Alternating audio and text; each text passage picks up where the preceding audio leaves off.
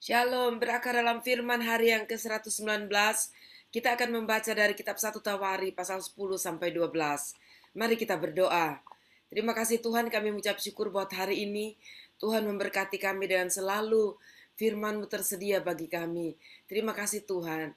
Dalam nama Tuhan Yesus kami bersyukur dan memohon berkat Tuhan dalam pembacaan dan pendengaran firman Tuhan kami pada saat ini. Amin. Pasal 10. Orang Filistin berperang melawan orang Israel. Orang-orang Israel melarikan diri dari hadapan orang Filistin dan banyak yang mati terbunuh di pegunungan Gilboa. Orang Filistin terus mengejar Saul dan anak-anaknya dan menewaskan Yonatan, Abinadab dan Malkisua anak-anak Saul. Kemudian makin beratlah pertempuran itu bagi Saul. Para pemanah menjumpainya dan melukainya. Lalu berkatalah Saul kepada pembawa senjatanya, "Hunuslah pedangmu dan tikamlah aku, supaya jangan datang orang-orang yang tidak bersunat ini memperlakukan aku sebagai permainan." Tetapi pembawa senjatanya tidak mau, karena ia sangat segan. Kemudian Saul mengambil pedang itu dan menjatuhkan dirinya ke atasnya. Ketika pembawa senjatanya melihat bahwa Saul telah mati, ia pun menjatuhkan dirinya ke atas pedangnya lalu mati. Jadi Saul, ketiga anaknya dan segenap keluarganya sama-sama mati. Ketika dilihat seluruh orang Israel yang di lembah bahwa tentara telah melarikan diri dan bahwa Saul serta anak-anaknya sudah mati, maka mereka meninggalkan kota-kota mereka lalu melarikan diri juga. Kemudian datanglah orang Filistin dan menetap di sana. Ketika keesokan harinya orang Filistin datang merampasi orang-orang yang mati terbunuh itu, didapati mereka Saul dan anak-anaknya tergelimpang di pegunungan Gilboa. Mereka merampasinya dan mengambil kepala Saul dan senjata-senjatanya, lalu menyuruh orang berkeliling di negeri orang Filistin untuk menyampaikan kabar itu kepada berhala-berhala mereka dan kepada rakyat. Kemudian mereka menaruh senjata-senjata Saul di kuil Allah mereka, tetapi batu kepalanya dipakukan mereka di rumah Dagon. Ketika seluruh Yabes Gilead mendengar tentang segala yang telah dilakukan orang Filistin terhadap Saul, maka bersiaplah segenap orang gagah perkasa, lalu pergi mengambil mayat Saul dan mayat anak-anaknya. Mereka membawanya ke Yabes dan menguburkan tulang-tulang mereka di bawah pohon besar di Yabes. Sesudah itu berpuasalah mereka 7 hari lamanya. Demikianlah Saul mati karena perbuatannya yang tidak setia terhadap Tuhan, oleh karena ia tidak berpegang pada firman Tuhan, dan juga karena ia telah meminta petunjuk dari arwah, dan tidak meminta petunjuk Tuhan. Sebab itu Tuhan membunuh dia, dan menyerahkan jabatan raja itu kepada Daud bin Isai. Pasal 11. Lalu berkumpullah seluruh orang Israel kepada Daud di Hebron, dan berkata, "Ketahuilah kami ini darah dagingmu. Telah lama ketika Saul memerintah, engkaulah yang memimpin segala gerakan orang Israel, dan Tuhan Allahmu telah berfirman kepadamu, dan engkaulah yang menjadi raja atas umatku Israel." Maka datanglah semua tua-tua Israel menghadap raja di Hebron. Lalu Daud mengadakan perjanjian dengan mereka di Hebron di hadapan Tuhan. Kemudian mereka mengurapi Daud menjadi raja atas Israel, seperti yang difirmankan Tuhan dengan perantaraan Samuel. Lalu Daud dengan seluruh orang Israel pergi ke Yerusalem. Itulah Yebus, dan di sana orang Yebus adalah penduduk negeri itu. Penduduk Yebus berkata kepada Daud, "Engkau tidak sanggup masuk kemari." Tapi Daud merebut kubu pertahanan Sion, yaitu kota Daud. Daud telah berkata, "Siapa lebih dahulu memukul kalah orang Yebus, ia akan menjadi kepala dan pemimpin." Lalu Yoab anak Seruya yang menyerang lebih dahulu, maka ia menjadi kepala. Lalu Daud menetap di kubu pertahanan itu, sebab itu orang menamainya kota Daud. Dia memperkuat kota itu sekelilingnya, mulai dari Milo bahkan sekelilingnya seluruhnya, sedang Yoab membangun kembali selebihnya dari kota itu. Lalu makin lama makin besarlah kuasa Daud, sebab Tuhan semesta alam menyertainya. Inilah kepala-kepala para pahlawan yang mengiringi Daud, yang telah memberi dukungan yang kuat kepadanya bersama-sama seluruh Israel dalam mencapai kedudukan raja, dan yang mengangkat dia sebagai raja, seperti yang difirmankan Tuhan mengenai Israel. Inilah daftar para pahlawan yang mengiringi Daud: Yesobam bin Hekmoni, kepala Triwira. Ia mengayunkan tombaknya melawan 300 orang yang tertikam mati dalam satu pertempuran. Dan sesudah dia Eleazar anak Dodo, anak Ahohi itu, ia termasuk ketiga pahlawan itu. Ia ada bersama-sama Daud di Pasdamim ketika orang Filistin berkumpul di sana untuk berperang. Ada sebidang tanah ladang penuh jelai di sana. ketika tentara melarikan diri dari hadapan orang Filistin. Maka berdirilah mereka di tengah-tengah ladang itu. Mereka dapat mempertahankannya dan memukul kalah orang Filistin. Demikianlah diberikan Tuhan kemenangan yang besar. Sekali datanglah 3 orang dari ke-30 kepala ke Gunung Batu mendapatkan Daud dekat gua Adulam. Sedang tentara orang Filistin berkemah di lembah Refaim. Pada waktu itu Daud ada di dalam kubu gunung dan pasukan pendudukan orang Filistin pada waktu itu ada di Betlehem. Lalu timbullah keinginan pada Daud dan ia berkata, sekiranya ada orang yang memberi aku minum air dari perigi Betlehem yang ada dekat pintu gerbang. Lalu ketiga orang itu menerobos perkemahan orang Filistin. Mereka menimba air dari perigi Betlehem yang ada dekat pintu gerbang, mengangkatnya dan membawanya kepada Daud. Tetapi Daud tidak mau meminumnya, melainkan mempersembahkannya sebagai korban curahan kepada Tuhan. Katanya, jauhlah daripadaku ya Allah untuk berbuat demikian. Patutkah aku meminum darah taruhan nyawa orang-orang ini? Sebab dengan mempertaruhkan nyawanya, mereka membawanya. Dan tidak mau ia meminumnya. Itulah yang dilakukan ketiga pahlawan itu. Abisai adik Yoab, dialah kepala ke-30 orang itu, dan dialah yang mengayunkan tombaknya melawan 300 orang yang mati ditikamnya. Ia mendapat nama di antara ke-30 orang itu. Di antara ke-30 orang itu ia paling dihormati. Memang ia menjadi pemimpin mereka, tapi ia tidak dapat menyamai triwira itu. Selanjutnya Benaya bin Yoyada, anak seorang yang gagah perkasa, yang besar jasanya, yang berasal dari Kapsel. Ia menewaskan kedua pahlawan besar dari Moab. Juga pernah ia turun ke dalam lubang dan membunuh seekor singa pada suatu hari bersalju. Pula ia membunuh seorang Mesir, seorang yang tinggi perawakannya, 5 hasta tingginya. Di tangan orang Mesir itu ada tombak seperti pesa tukang tenun. Tetapi ia mendatanginya dengan tongkat, merampas tombak itu dari tangan orang Mesir itu, lalu membunuh orang itu dengan tombaknya sendiri. Itulah yang diperbuat Benaya bin Yoyada. Ia mendapat nama di antara ke-30 pahlawan itu. Sesungguhnya di antara ke-30 orang itu, ia paling dihormati, tapi ia tidak dapat menyamai triwira. Dan Daud mengangkat dia, mengepalai pengawalnya.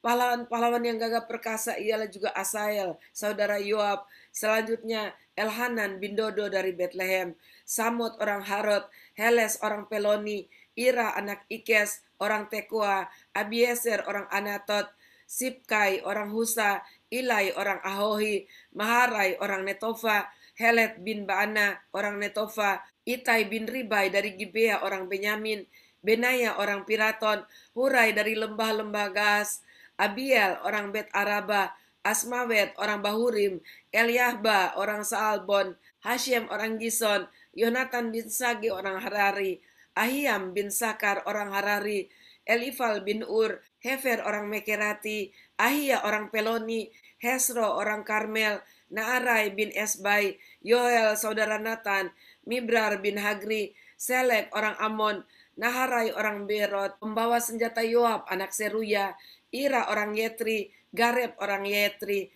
Uria orang Het, Sabat bin Ahlai, Adina anak Sisa orang Ruben, kepala orang-orang Ruben dan beserta dia ada 30 orang, Hanan bin Maka, Yosafat orang Mitni, Usia orang Asitarot, Syama dan Yeiel, anak-anak Yotam orang Aroer, Yediael bin Simri dan Yoha saudaranya orang Tisi, Eliel orang Mahawim, Rieribai dan Yosawia, anak-anak Elnaam, Yitma orang Moab, Eliel, Obed dan Yaasiel orang Mesobaya.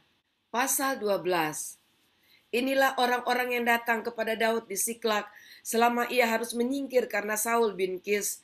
Mereka pun termasuk pahlawan-pahlawan yang membantu dia dalam peperangan. Mereka bersenjatakan panah dan sanggup melontarkan batu dan menembakkan anak-anak panah dari busur dengan tangan kanan atau tangan kiri.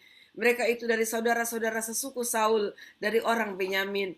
Abieser kepala dan Yoas anak-anak Sema orang Gibea, Yesiel dan Pelet anak-anak Asmawet, Beraka dan Yehu anak Anatot, Yismaya orang Gibeon, seorang pahlawan di antara ke-30 orang itu yang mengepalai 30 orang, Yeremia, Yahasiel, Yohanan dan Yosabab orang Gedera, Elusai, Yerimot, Beelya, Semaria dan Sefaca orang Harufi, Elkana, Yisia, Asariel, Yoerer dan Yasobam orang-orang Korah, Yoela, Sebaja, anak-anak Yeroham dari Gedor.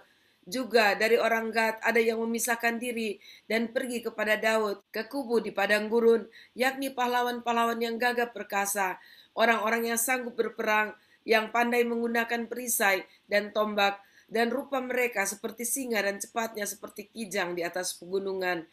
Eser kepala, Obaja orang kedua, Eliab orang ketiga, Mismana orang keempat, Yeremia orang kelima, Atai orang keenam, Eliel orang ketujuh, Yohanan orang kedelapan, Elsabat orang kesembilan, Yeremia orang kesepuluh, Makbanai orang kesebelas. Mereka itulah dari Bani Gad, kepala-kepala pasukan, satu orang yang paling kecil sanggup melawan 100 orang, dan yang paling besar sanggup melawan 1.000 orang. Mereka itulah yang menyeberangi sungai Yordan di bulan pertama, sekalipun sungai itu meluap sepanjang tepinya, dan merekalah yang menghalau seluruh penduduk lembah ke sebelah timur dan ke sebelah barat. Sebagian dari Bani Benyamin dan Yehuda datang kepada Daud di kubu itu. Lalu keluarlah Daud menyongsong mereka. Berkatalah ia kepada mereka, "Jika kamu datang kepadaku dengan maksud damai untuk membantu aku, maka aku rela bersekutu dengan kamu. Tapi jika untuk menyerahkan aku dengan tipu muslihat kepada lawanku, sedang aku tidak melakukan kelaliman, maka biarlah Allah nenek moyang kita melihat itu dan menghukum kamu." Lalu roh menguasai Amasai, kepala ke-30 orang itu. "Kami ini bagimu, hai Daud, dan dari pihakmu, hai anak Isai. Sejahtera-sejahtera bagimu dan sejahtera bagi penolongmu, sebab yang menolong engkau ialah Allahmu." Kemudian Daud menyambut mereka dan mengangkat mereka menjadi kepala pasukan. Juga dari Manasye ada orang yang menyeberang memihak kepada Daud ketika ia bersama-sama orang Filistin memerangi Saul. Sebenarnya ia tidak menolong mereka, sebab setelah mengambil keputusan raja-raja kota orang Filistin itu menyuruh dia pergi. Katanya, "Mungkin dengan taruhan kepala kita, ia menyeberang memihak kepada tuannya, Saul."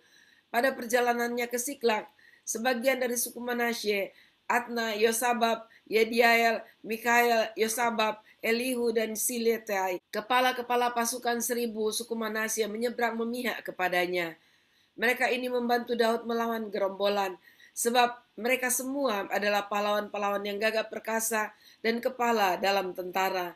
Dari hari ke hari, orang datang kepada Daud untuk membantu dia, sehingga mereka menjadi tentara yang besar, seperti bala tentara Allah. Inilah jumlah pasukan bersenjata untuk berperang yang datang kepada Daud di Hebron, untuk menyerahkan jabatan raja daripada Saul kepada Daud sesuai dengan titah Tuhan.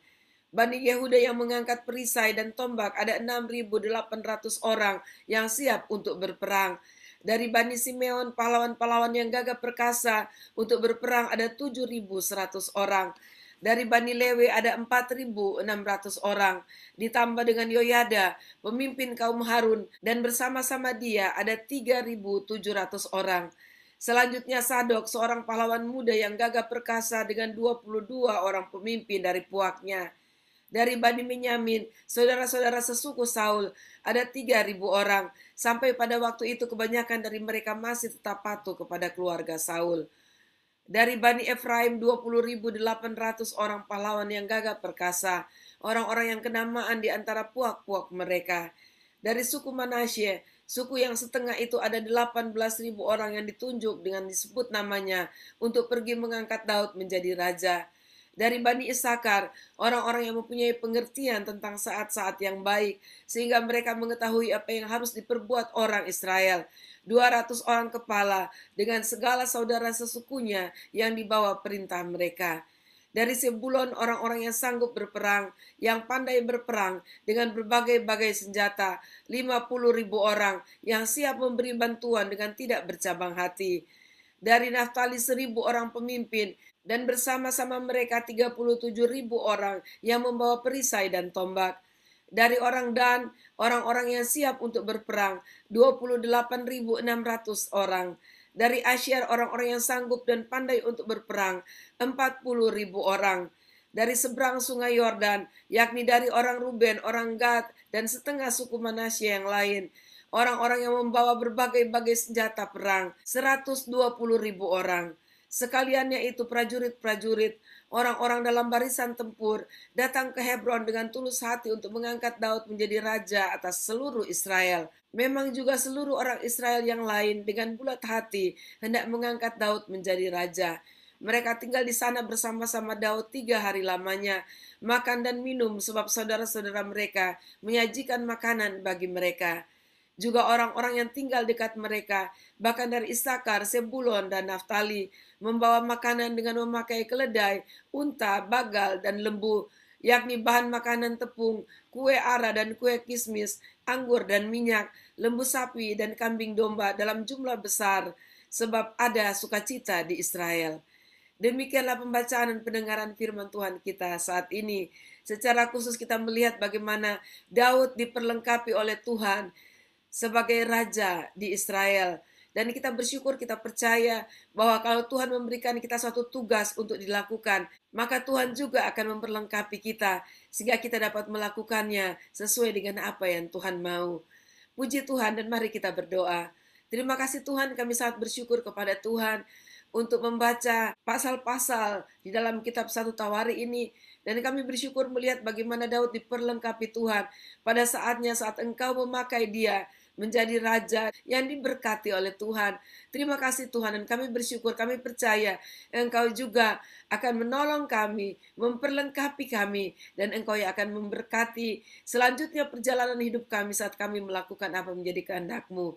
Terima kasih Bapa, dalam nama Tuhan Yesus kami bersyukur. Amin.